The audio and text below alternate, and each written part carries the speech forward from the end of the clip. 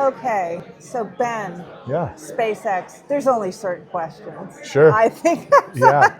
I'm really fascinated about what you learned about leading people at SpaceX, because if you're building launch pads, Yeah. that's complex. Yep. Engineers. So there was also like engineering people Yeah, oh, yeah. who were like Definitely. high compliance people. So they're not people normally. That's true. And then you had a CEO that had a very specific way of doing things. Well said. What worked? Tell me first what worked in that environment. I think what worked is there was a lot of autonomy. I think what SpaceX did really well is there's a lot of responsibility, but with that, you also get the autonomy to act. So some companies will be like, you own the outcome, but you're stuck within this constraint that you can't navigate to make the choices that you need to make. SpaceX was almost shocking in that I joined straight out of grad school, and they were like, go do it. And I was like, go do what? They're like, make the launch site, right? And so you're just totally adrift. And I think once you click in that can be really great. And so for some people it works really well, for some it doesn't. But there was really the autonomy to go and act and do what you felt you needed to do to get the job done, which I appreciated because I've worked with companies since that, were less, they wanted the outcomes without also giving the freedom and the ability, the agency to act. I was going to say, I wrote something for Forbes once about authority, responsibility, and accountability. So were you also, so you were given the autonomy, how much authority were you given? And did that drive this insane sense of responsibility because you were also accountable? And is that what drove these, like what I've heard notoriously as these incredibly long hours and pushing yourself in a way that's, pretty insane? Yeah, and all true. I think lived it. I think that I think the way I could best illustrate that is by saying my job title was responsible engineer. And I was sat down on my first day and they're like, if a meteor strikes the site, if our competitor comes over the fence and sabotages the system with a wrench, you are responsible. You are the responsible engineer. We don't care what happens. We care that you fix it and that it works. Right. And so I would say that, yeah, you have all the pieces you described with the caveat, with the asterisk of buying power being separate. So I couldn't be like, friends, I decided that a $10 million solution is the best solution, we're gonna go do it. There was a process by which you would go and get budget, get spend. And I think a downside is oftentimes people would look at your carefully considered budgets and schedules and be like, cut them both in half. That's like, well, I can't just cut them both in half. It's like, sure you can. And the idea was to like force creativity, but oftentimes it forced a lot of other things that I think were undesirable and actually ended up costing more money later. And that's a whole conversation in and of itself. The good part was that as long as you wanted to spend $0, you could do whatever you want. In fact, if you wanted to spend $0, they would encourage you to do whatever you want, right? Because it was about time and cost. And so, and there was other pieces there, obviously safety and resiliency and stuff, but I'm just saying, like, you had ultimate authority, but you also had ultimate accountability. If you said you were gonna make it work and it didn't work, you were the responsible engineer, and now you were responsible. And what did that look like? You're fired. You're probably fired. Yeah. There was strange days where like I would email somebody in the morning, and I'm thinking of this one particular person, this poor person, and I was like, "Hi, this person. Please let me know where we're at on this." Blah blah blah. They're like, "I'll have you an answer after lunch." I go, "You got it." And then after lunch, there was no answer, and I was like, "Hey, like, what's going on?" And I got an auto reply: "This person's no longer with the company." I was like, oh, wow. They did something between breakfast and lunch and they were just gone, departed out. Like, there's not usually, and maybe it's different now, but in those days, this is like 13 years ago, there was not a lot of conversations. It was just like, you're not cutting it, you're out the door. And there was pockets of people that would do pips and try to work with you, but it was rare. And the boss especially, if he, came through and was like, hey, I don't like what you're working on, get out of here, then that was just kind of it. It was pretty wild. Yeah, it was chaotic.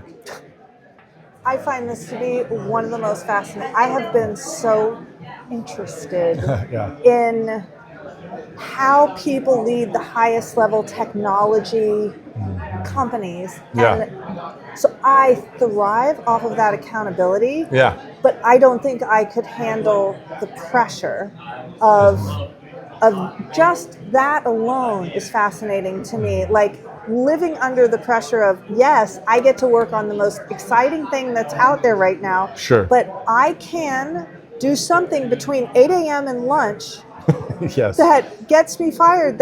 I didn't go in with a gun and shoot someone. Sure. I simply didn't make maybe the right decision at the right time. Sometimes it's even worse than that. It's just like you become the fall person for somebody else's bad decision. I've seen that happen a lot too, where somebody else is trying to save their own hide and they're like, well, it was this person. And then it comes down to social and political clout. I mean, it's chaos. But what happens is you end up becoming very reactive. It's just like it's a very reactive environment. And that can be good because things happen really quickly, but it can be bad because over time, everything becomes an emergency, and therefore everything normalizes as an emergency, and so nothing is an emergency. Right. And I found we ended up spending a lot of time going back and fixing Band-Aids that we did very reactively, and then your job becomes doing what needs to be done and then also fixing everything else that's popping loose because you were trying to get it fixed as quickly as possible.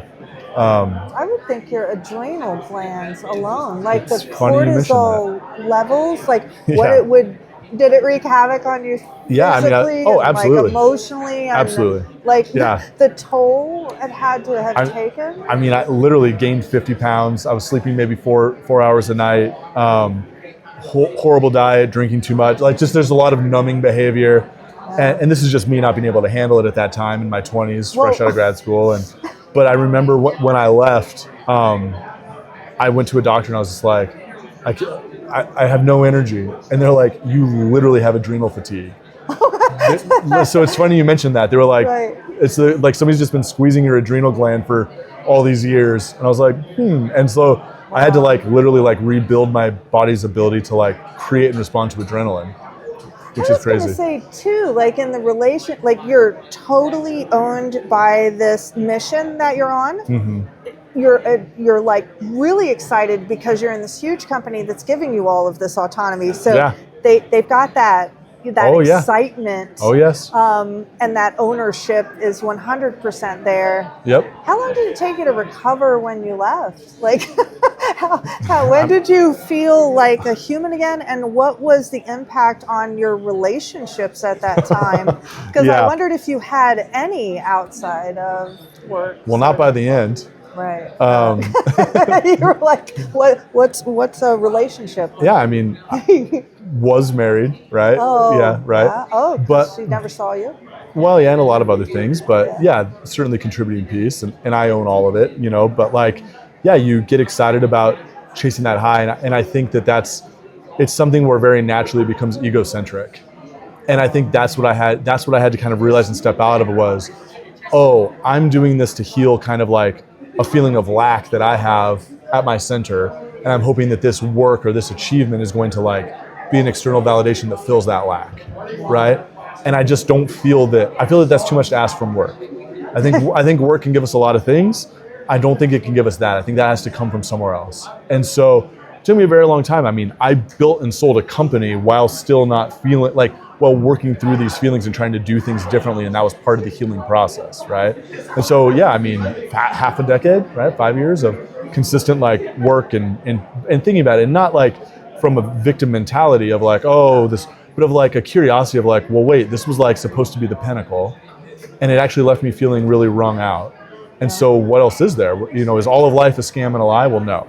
So what else is there, and how do you engage with that in a meaningful way? And that is what has let me kind of reshape my approach to work and to still building companies and to being now happily married and having 2 kids and, building a life that is wider and in service of something a little bit bigger than just your job. Did you have this moment where you looked in the mirror and kind of went, okay, when I do it, I'm going to do this. These are the things I'm absolutely going to do differently when it's my company and my team. Yeah, I think there's two moments. There's the moment where I was like, I have to be done, which was kind of a funny one if I can relate, which is I was at a Home Depot. We were building the barge, and we had decided the reason yellow is not a SpaceX color, the reason the barge is yellow on the ring is we kept tripping over this giant I-beam. So we were like, what color is high visibility that Home Depot has a lot of paint? And they're like, yellow. I go, so be it. And it's cheap. And it's cheap. And so we painted this thing yellow because we were sick of tripping over this stupid I-beam. And I was at the Home Depot with our lead technician, or our lead painter, shaking all this paint and just kind of chilling. And I just said, I think accidentally half out loud, I was like, oh, I got to get my life together. Like I just was kind of spiraling as I'm watching the paint shake. And he goes, well, there's still time for us, brother. And the way he said it, and I just look at him, I go, how old do you think I am? And he looks at me and he like looks me up head to toe and he goes, oh, I don't know. And he makes all these qualifications, you know, because nobody wants to guess somebody's age. He goes, 42? Oh, wow. I'm still not 42. I was like, Wow. I'm 27 years old. And I was like, uh-oh, like, I need to make a change, right? Like, I already knew I needed to make changes, like, but it's showing up physically. Like, that's your Like, moment. that was Wait like a my- minute. yeah. I've given up a decade or more of my life, 15 years. obviously. Yeah, 15 years of perceived, right? of And so, perceived, and like, where is my sort of life? So you've opened your own company.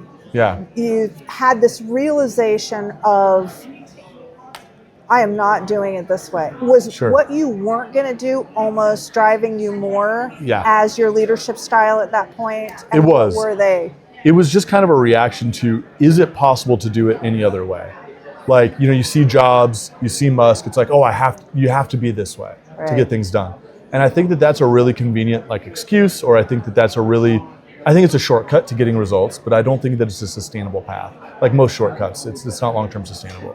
So the moment for me was I was actually doing a completely different company, making no money, and these space companies kept calling me and asking me for help. I was like, I'm done with aerospace, I'm not gonna do it, blah, blah, blah. But at that point I had a young daughter and she liked to eat and I like to eat. And so I was We like to eat well. Yeah, yeah, Because well- now you're eating healthy. well, yeah, 'Cause now sure, you right. know how important it is. Exactly. And so and I was like, well, okay, I better do this. And I really struggled because I was like, I thought I was done with aerospace. I don't even want to go back. I ended up building this whole company called the Launch Company based on like, well, if I got to do it, then I got to see if we can do it differently. And we became almost like a refuge for these engineers who are like, I want to live anywhere in the United States. I want to work really hard, but I want to work within these constraints of time. And it almost became this game of like, well, you only get so many hours. So what can we produce and what can we do? And if you do a really hard push, we're giving you time off to go and recover. And like, it was really funny because all these really reactive companies would call us. We worked with every venture-backed rocket company in the US. And they were calling us to solve the problems they were stuck on, but we were working like 40 to 50 hours a week and solving them. And that's when I was like, oh, there's something here. And so the big things were like, there's no point in going to space if we're all miserable when we get there, This is true. right? Like, be really hard on the problems, but be really easy on one another.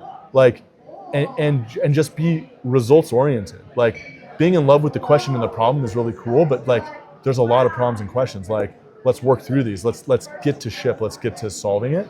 And it's really funny because over time, it almost became like just selling relief. Like these companies just call us and be like, I'm really stuck on this thing. I don't know what to do. My boss is screaming at me, blah, blah, like, hey, we got it. And they're like, thank you. Nice. And just like, goodbye. Like, I don't have to think about this anymore. Goodbye. And then we would, And so they would hand it to your team. How Yeah. big was your team at that point? we were a really small team. I mean, I think core team was like 12 people. I think at one point we were up to 30 with contractors and part-time, blah, blah, but like core team, maybe a dozen, maybe 15 people. Did that make it easier though? Did you Mm-hmm. find that easier to like, how did you go about solving the problems? So they call in with an issue. Sure. What does that look like? What is your process in doing that? Sure, we have this process that we adapted from NASA at SpaceX, and then we took and kind of adapted to our own version, which is called phase system design, where essentially you set the requirements, what are the outcomes, what are the inputs, you draw a little box around the problem, inputs, outputs, it's like thermodynamics, and then we would do a conceptual design. We go to them and be like, these are the 5 ways we can solve your problem. Here are the pros, here are the cons. And they go, oh, and so they just get to this point where they just get to kind of choose.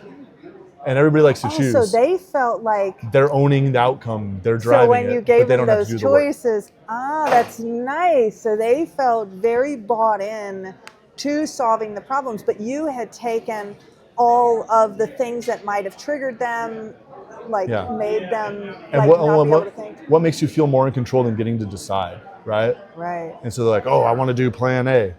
You got it. Here are the pros, here are the cons. Yeah.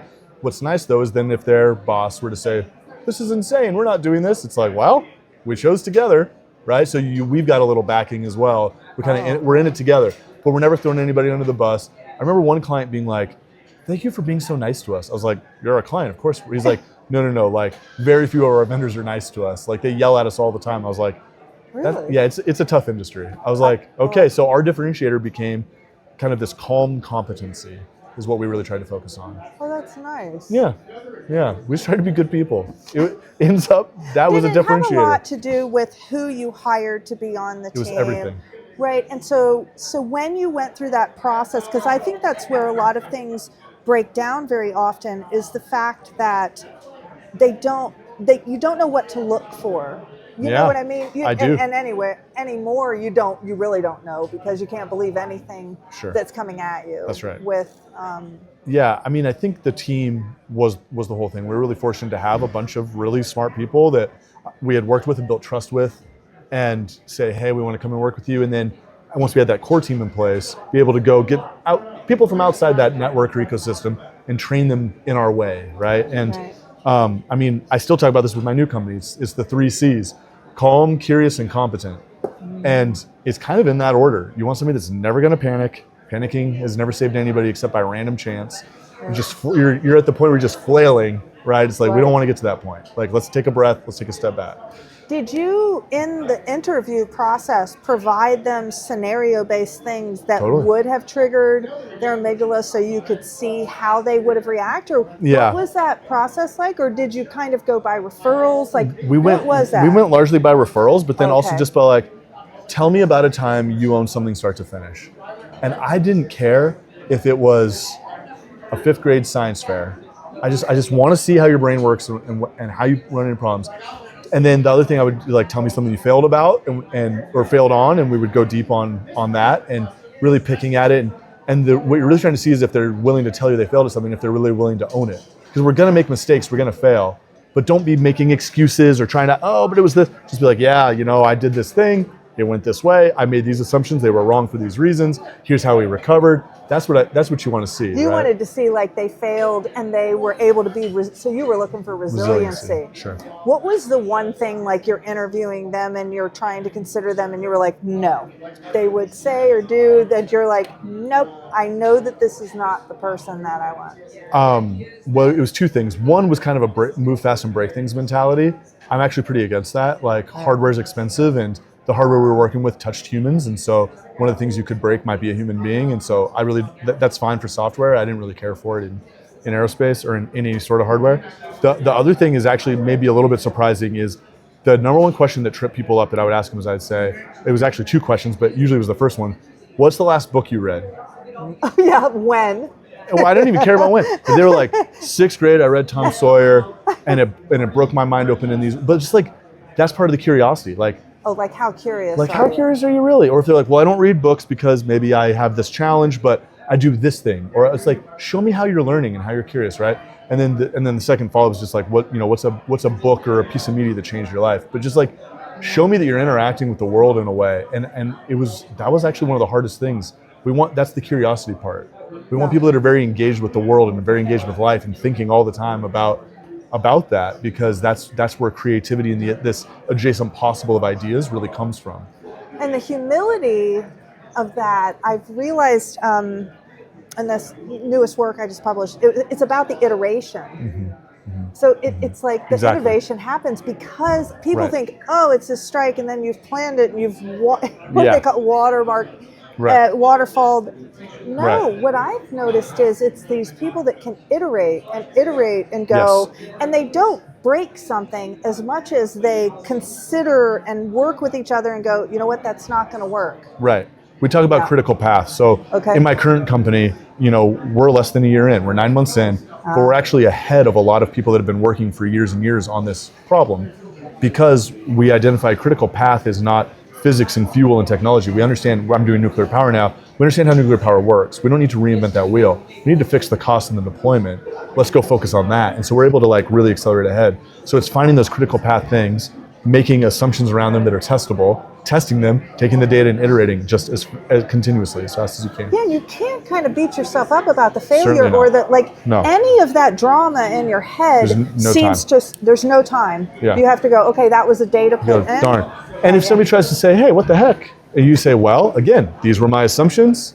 if you had better information, maybe we should have chatted, right? But Yeah. like we're trying to build the best test we can with the best information we have, and then make a move. Right. Gather data, make another move. How much of artificial intelligence is involved in your critical thinking at this point? Zero. Tell me about that. Well, I mean, AI has a lot of uses. I think of it as like a new type of spreadsheet or a new type of word processor. Mm-hmm. It's a tool, and it's useful for really specific things. But because it's trained on this data, and its whole point is kind of this regression to the mean, I don't think we're really going to spark a lot of insights, especially in this highly technical space we're in, where the training is less. It's actually going to tell us what everybody else is thinking about more likely than it's going to tell us what we should be thinking about if we're trying to take a different approach. And we're also obviously math and physics heavy, and so we're not necessarily working with these. So you don't really have, the models aren't there yet either, right? Yeah, what we're thinking about is on-prem firewalled instances where we can feed it our data and we can query our own data for building reports or building different things. But the key is not to feed that into the wider training models, because we don't want to put that out there.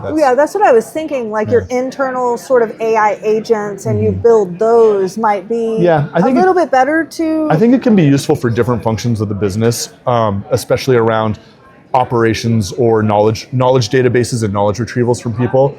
Everything from like, how big is the reactor, to what do I do with this receipt I have, right? Like, I think it can be useful for that sort of piece and helping gain efficiencies there. When was the last time I talked to this client and what did they say? Like, I think those things can be helpful, but certainly it's not going to do the core work that we need to go and do. At the level that you're doing it at, right? Yeah. So you're speaking tomorrow. Yeah. Yeah. What's the big thing? What's the main thing that you're trying to help communicate right now to people? I'm trying to kind of communicate this duality of like having a lot of imagination, but rooting that in a practicality. I think it's really interesting to dream of a big dream and this technological breakthroughs, but then we need to kind of root it in physics and budgets and deployments and what is the actual customer pain point. Like, if I offered you a car, maybe it could go 1,000 miles on a charge and you could recharge it with a USB cable, and it was faster than a Lamborghini and could tow more than a semi, you're like, whoa, that would cover all my bases. I'd really like to have this car. What does it cost? Well, it's $1 billion. Right. You're like, oh, well, I could cover my bases in all of those scenarios for a lot less than $1 billion, right? It's about grounding some of these especially low TRL, technology readiness level technologies, in the what does the market actually need. I think a lot of what the market needs right now doesn't actually need physical breakthroughs and new research, though I think that should be funded and is very important. I think that a lot of what we need right now is to take the breakthroughs we have and figure out how to make them economical and deployable and put them together in interesting ways that address a real pain point. Yeah. So that's a bit about what it's about. As you look at all these different companies that you're working with, what do you think is their biggest... Are we capable right now? Yeah. To do what we need to do to keep up with what we're going to be faced with over the next couple of years? Oh, yes. Yeah. Absolutely. You feel very safe with... I feel that we have the people in place that in corporations that we're going to be able to weather what's coming at us, because I feel like there's a perfect storm brewing of like financial. You have high access, very, very low trust. Yeah. So these teams you're talking about, getting them to be able to fail fast and not play the blame game, as simple as that may sound, is incredibly complex from a way that you interact on a daily basis, and those non-negotiable terms, and also holding those non-negotiable terms regardless of what's coming at you. So I didn't know what, like, a theme that you might be seeing that... Well, maybe I'll hedge my answer. Okay. This may be the engineer's answer. Yes, we have that capability. Does that mean I think we'll get there? Oh, maybe not. I think that there's a lot of things coming to shake out, and that's just how natural systems work. If we're pushing too far out of, to the edges of each of these places off, really, they're going to reset. And that's everything from climate to finance to whatever else you want to look at. And so I'm not necessarily sure we will get there, but we absolutely have the capability to get there. And I think it's going to take some rethinking and redreaming and releaping a little bit. And it's going to, I think it's like all human growth, it might be a little bit of a painful process. My curiosity is, you said you had Yeah. children, right? I do, 2 kids. 2 kids, and how old? 9 and 4. Does that drive a necessity for optimism? Wow, that's a great question. Yes, it does. But it has to also be a practical optimism. I can't just wake up and be like, I'm optimistic. I have to be like, why? Why am I optimistic? And go figure out why and dig in. So yeah. Does that drive a sense of responsibility to be part Yes. of the solution with the type of skills that you have? Well, like I was trying to think, yeah, like I is think- someone like you wake up in the morning with this level of responsibility of the world and your kids and going, hey, I might be able to be a part of the solution to something that would have a really big impact. Well, I certainly don't have megalomania or a savior complex or anything of that nature. But I definitely but- don't get that from you. well, okay, thanks. But I think that everybody has a way to contribute, no matter what it is. And I think we all do have a responsibility to contribute in the ways that we can, however big or small those may be. And I think we all feel that way. I would hope, even, putting kids aside, other people have kids. It's like, let's do it for Right. their, like we just do it for the future of humanity and the Right. overall good. I mean, but certainly, yes. I mean, speaking personally, I look at my kids and I'm like, they're brilliant, they're funny, they're like really clever little animals, and I love them to death. But like, I do wonder, what life will be like. And I work really hard to try to, like any father or mother or anybody in between would work really hard to get that opportunity for them. So yeah, I'm trying to build opportunity for them. But I also think a lot about communities and larger impact and, helping people that maybe don't have all the privileges in place to go and even just be an entrepreneur. Just be like, oh, I'm gonna start my own thing. Like that takes a lot of privilege and a lot of space, right? It is. And so like trying to affect those ways through mentorship and outreach and giving back, I think is just as important. Maybe off of your core question, but like, yeah, Well, I think we all have a connected. responsibility to push. Yeah. Thank you. This has been a real privilege. Sure. I mean, Thanks just for you to chatting. be so open to me to just say, hey, can we have a conversation like right now? Yeah, happy to do it. Yeah, Thank you absolutely. so much. Thank you for inviting me.